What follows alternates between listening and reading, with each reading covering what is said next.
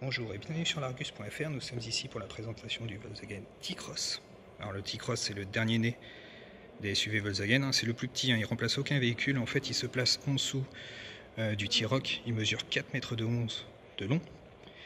Donc il va concurrencer les Renault Captur, Citroën C3 Aircross, Seat Arona ou encore le Peugeot 2008. Alors il est un peu moins original que le T-Roc.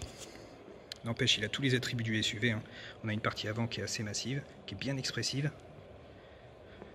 Des arches de roue bien marquées en plastique. Également des éléments en plastique au niveau des bas de caisse. Et qui remontent sur les portières. Et en fait, il a une petite pointe d'originalité, c'est au niveau de l'arrière, puisqu'on a un bandeau, alors qui n'est pas lumineux, mais qui est réfléchissant. Et qui rejoint en fait les deux feux. Donc maintenant, on va voir à l'intérieur.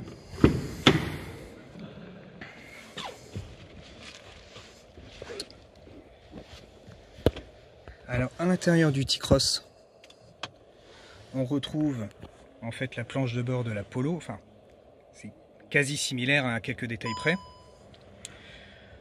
On a l'Active Display, donc en fait qui sera de série depuis la finition Karat. Donc en fait il y aura 4 finitions, le T-Cross, le Lounge, le Karat et le Airline.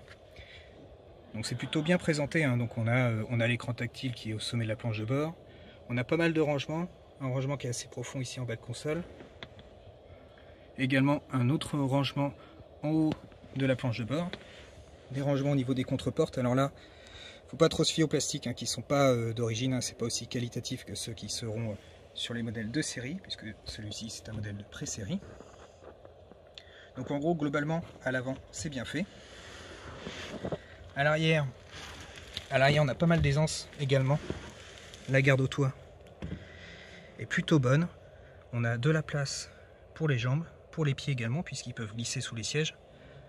En revanche, on a un tunnel de servitude qui est assez imposant, alors qu'il n'existera pas en 4x4, ce sera que du 4x2. Et puis la particularité, c'est qu'on a une banquette coulissante sur 15 cm.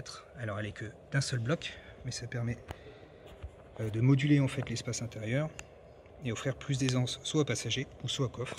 Et justement le coffre, c'est ce que l'on va voir. Donc son volume varie de 385 à 455 litres suivant la position de la banquette. Et il peut aller jusqu'à 1281 litres quand la banquette est rabattue. Donc ce qui est plutôt très bien pour la catégorie. Alors au niveau motorisation, le T-Cross aura 3 choix en fait en essence. Il proposera 3 choix, un TSI de 95 chevaux, un TSI de 115 chevaux et un troisième TSI de 150 chevaux. Et en diesel, il n'y aura qu'une seule offre, c'est le TDI de 95 chevaux. Au niveau de transmission, alors pas de 4x4, uniquement des 4x2. Et pas non plus de système de motricité renforcée, en fait, un peu ce qu'on peut retrouver chez PSA.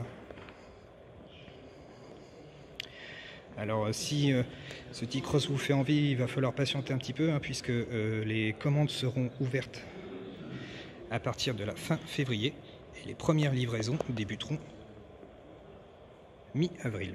Voilà ce qu'on pouvait vous dire aujourd'hui sur ce Volkswagen T-Cross. Donc si cette vidéo vous a plu, vous pouvez liker, vous pouvez également nous suivre sur les réseaux sociaux et également sur YouTube. Voilà, à bientôt sur Argus.fr. Ciao.